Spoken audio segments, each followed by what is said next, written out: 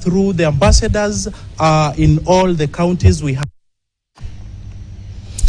Na tuelekee Mombasa. Viongozi kwenye kaunti ya Mombasa wamehakikishia watalii wa kigeni na wahumu nchini usalama wa kutosha tunapoingia katika msimu wa sikukuu za sherehe za Krismasi.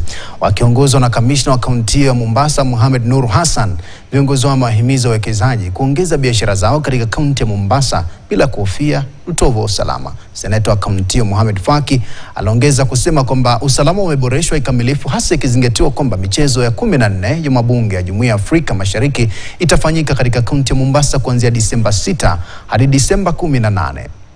Vile investors wanakuja Mombasa ni kwa dalili ya kuonesha kwamba watu wako na imani na biashara, ile environment ya biashara hapa iko mzuri sana. Ndio watu wamekuja kuinvest Mombasa na tunakaribisha wengine pia waje.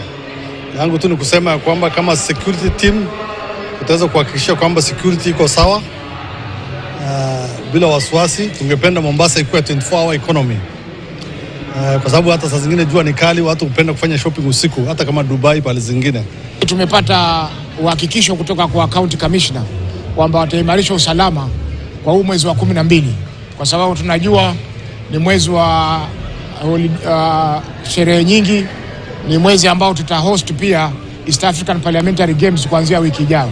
Kwa hivyo tunataka usalama uimarishwe kikamilifu ili kuwe hakuna visa vya uhalifu vya aina yoyote. Tunashukuru sana shirika hili la City Walk ambao zimeegesha branch zao karibu Mombasa, karibu branch kadhaa ambazo leo vijana wetu wengi wameweza kupata ajira na pia kuinvest katika kaunti yetu ya Mombasa. Hili ni jambo ambalo la kufurahisha sana kuona kwamba investors wanaingia kwa wingi, kuona kwamba mji wetu wa Mombasa umezidi kusongea mbele.